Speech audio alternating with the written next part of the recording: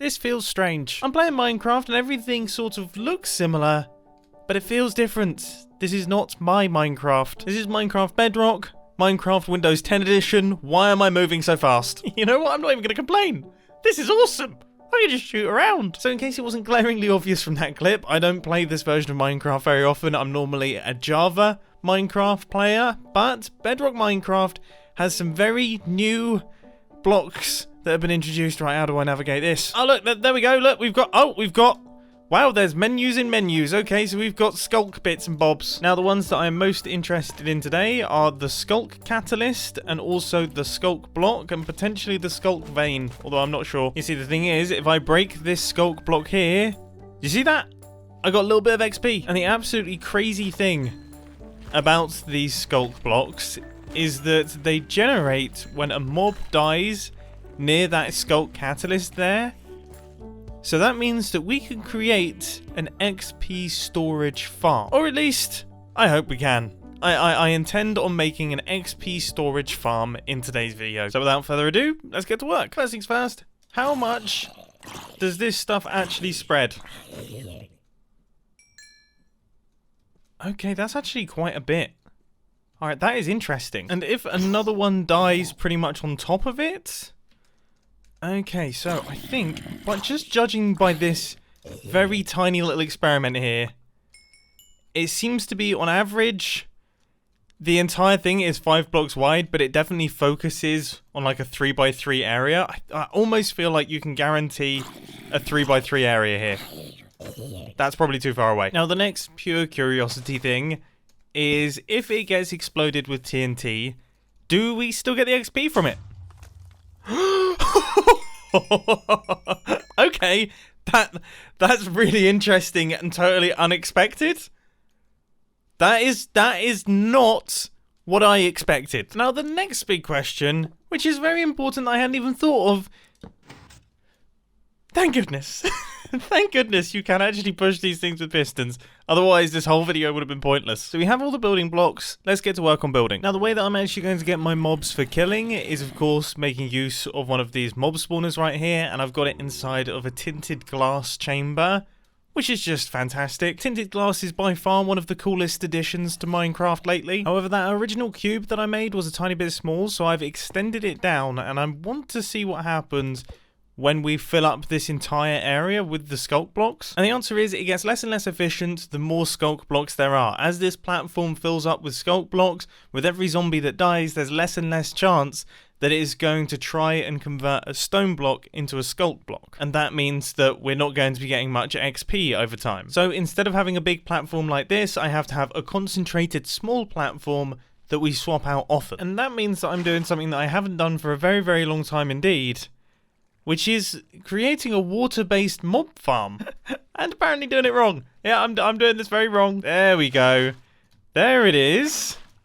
So our little guys are going to float into the center, and then they're going to stand on top of this trapdoor right here. And this trapdoor is going to be limiting the speed at which the zombies can fall down onto our little stone platform, so that we make sure that every single time a zombie lands, there's a fresh lot of stone underneath them, so that they can convert all of that stone into the Sculk blocks, which should help to maximize the efficiency of this farm. Listen to me sounding all technical and things. So this is the little redstone clock that is going to be opening and closing our trapdoor. I have no idea how long it needs to be between pulses. I also have no idea if one tick is going to be enough for this zombie to get through. It is.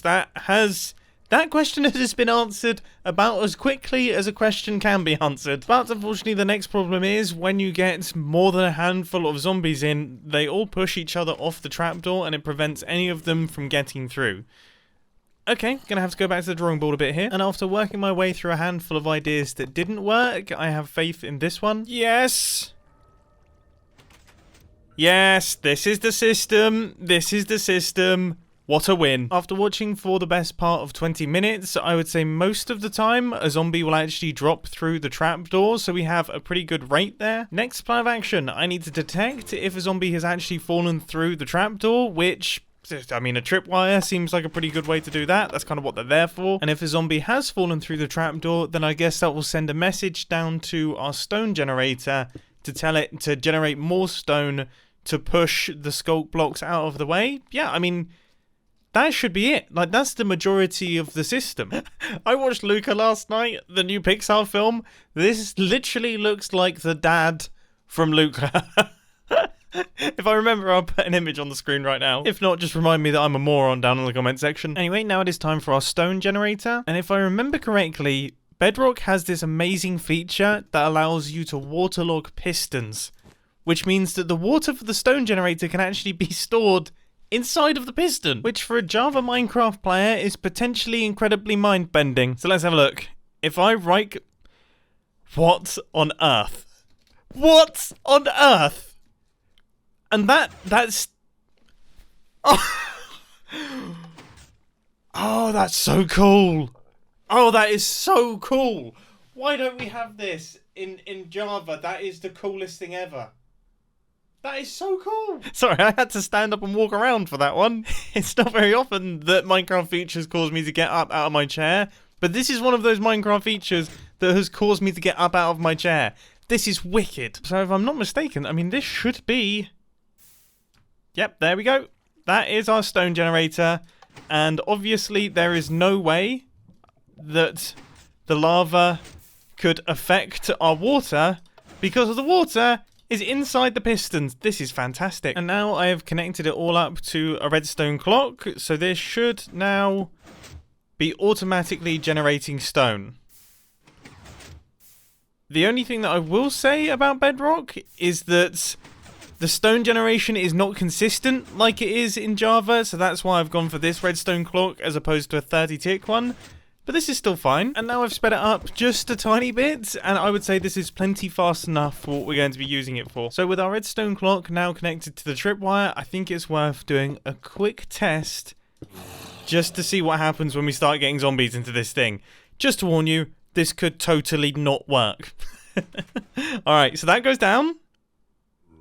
There's no Sculk catalyst down there. Oh, what a fail. There were a number of other issues with it, but now that I have the actual essential item that is required for this thing to work, and I've also moved the stone generator around a little bit so that we can actually generate the Sculk in the stone that the generator is generating. Goodness gracious me, I'm not sure that was English. Okay, so we have some zombies in the system. Let's see what happens when this guy drops through. So the clock starts, and the Sculk has been generated. Replacement stone has also come in. This is actually working. This is actually working. And it seems to be working pretty good. I mean, we've got like a whole thing of Sculk. Look at all this Sculk that we've generated. We've generated maximum Sculk. Well, this is a fantastic start. This is a really fantastic start. You can tell that it's fantastic because my voice went really high. My voice goes really high when things are fantastic. So if you hear me talking like this, then you know things haven't gone well. Right, next stage of the process is to build up the bulk storage of all of these XP blocks. And to make life easier, I'm actually going to split this thing up into 3 separate sets of bulk storage instead of trying to funnel all of them into one. This is both me being lazy, but also giving us more room for XP. So I suppose it could be seen as an improvement. And I, for one, am very glad to see that this seems to be working really quite nicely. This actually does function. I always have to check because Bedrock is weird. And now I have our push across smart pistons. That's looking good. And now I have one of the big push across smart piston walls. So this is going to be one of the areas for our Sculk Block XP storage. It's going to be pretty big. And then we're going to have another one heading off in this direction. And that is going to look...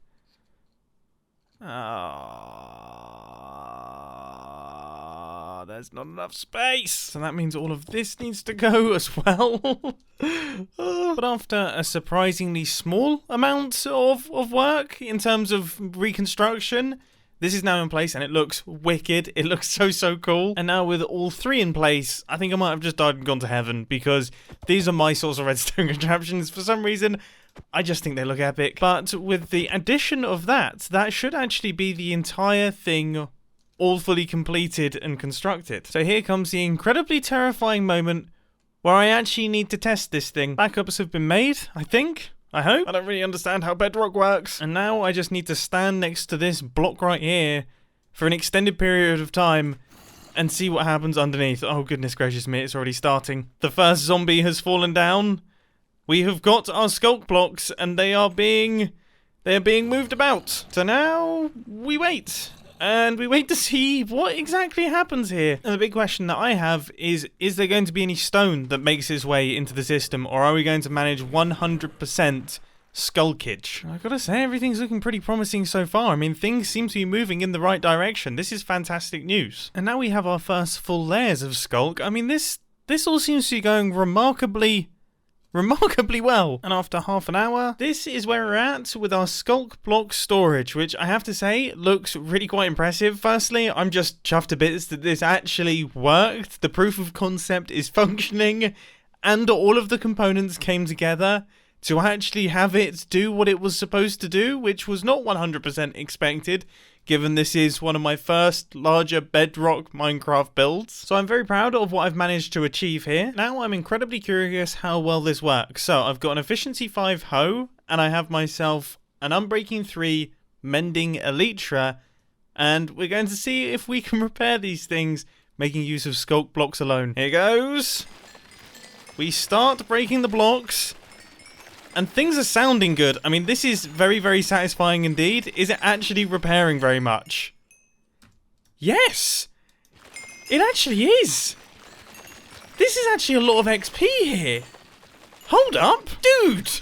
My elytra are almost fully repaired. And I'm not even made my way through the first chunk. My elytra are repaired. My elytra are repaired. And this is... That's like... Oh my goodness, this is actually epic. This is amazing. This is fantastic. So just taking out that one chunk of the 3 chunks of blocks that we have has got me up to level 23, and it's fully repaired my elytra as well. I mean, that is great. You could go AFK for a few hours while you're doing something else and then just have XP stored somewhere in your base. It's just stored there, ready for you to access whenever you need to access it, whether it's to repair a tool or whether it's to get some levels. This is genuinely really, really useful, and actually not that complicated either. This is... Wow, I am really, really chuffed to bits with this. I started this project as like a fun project. I just thought it would be an interesting thing to build, but it's turned out to actually be incredibly, incredibly useful. So... yeah, there we go. I'm so pleased. I'm smiling from ear to ear. This is very interesting. I look forward to playing more with the deep, dark stuff in the near future because it's all completely wild. But anyway, I hope that you enjoyed this little redstone video, and I'll catch you in the next one. See ya.